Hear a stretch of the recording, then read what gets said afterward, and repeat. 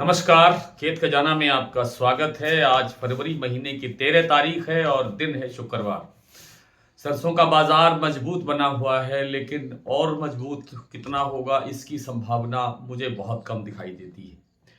और सरसों में आगे अब जैसे-जैसे आवक बढ़ेगी, आज फरवरी का लगभग आधा महीना खत्म हो गया है और जैसे-जैसे हम मार्च की तरफ बढ़ेंगे, सरसों की आवकें बढ़नी शुरू होंगी और आवकें बढ़ने का दबाव बढ़ेगा तो बाजार धीरे-धीरे, धीरे-धीरे गिरावट की तरफ बढ़ेगा।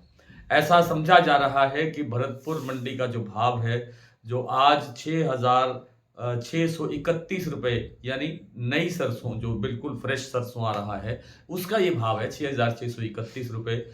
और जो नई सरसों की आवक भरतपुर मंडी में हुई है, वो है लगभग 150 बैग, 150 गट्टे।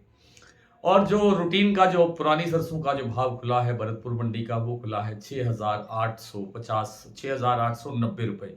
कल से ये बाजार 50 रुपए प्लस होकर के खुला है। तेज है क्योंकि पुरानी सरसों की सप्लाई अब बहुत टाइट होती जा रही है।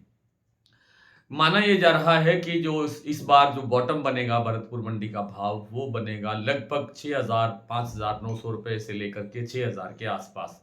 इससे नीचे बाजार जाने की संभावना अभी लगती नहीं है। वैसे जब आवकें बनेगी तभी सही स्थिति का पता लगेगा, लेकिन एक अनुमान है कि 5,900 6,000 से नीचे बाजार नहीं जाना चाहिए। भरतपुर मंडी की मैं बात कर रहा हूँ। पिछले साल आपको याद होगा कि 5,500 से लेकर के 5,600 रुपए के आसपास का बॉटम बना था, 5500 से 5600 रुपए के बीच। और फिर बाद में एक अच्छी तेजी देखने को मिली, जिसमें लगभग 2000 तेजी का भी मामला देखने को मिला भरतपुर मंडी के अकेले भाव की हम बात करें तो कुल मिलाकर के बाजार इस बार भी थोड़ा सा टाइट रहने की संभावना है, क्योंकि कैरी फॉरवर्ड बच नहीं रहा है। कैरी फॉरवर्ड नहीं होने से नई फसल का जो आवक है, वो उसमें शुरू के अंदर जो आएगी फसल, उसमें नमी की मात्रा काफ़ी अधिक होगी।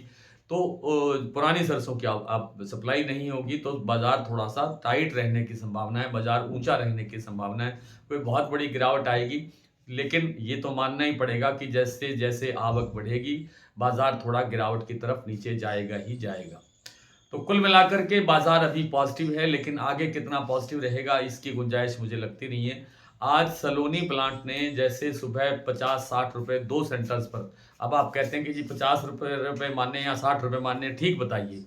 जब बढ़ाया ही एक सेंटर पर उन्होंने 50 बढ़ाया है, एक सेंटर पर 60 बढ़ाया है, तो एक सेंटर पर 40 बढ़ाया है।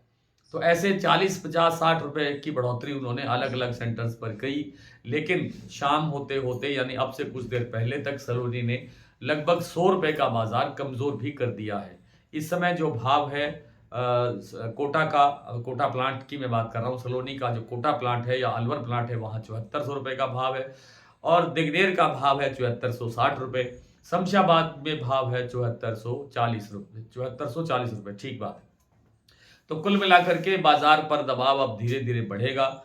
गोयल कोटा का भाव 6,900 रुपए पर स्टेबल चल रहा है। कुछ अन्य प्लांटों के अंदर भी बाजार 50 रुपए तेज हुआ है, लेकिन ये तेजी अस्थायी है और इस तेजी से बचना चाहिए। इस तेजी का कोई लाभ दिखाई नहीं देता है।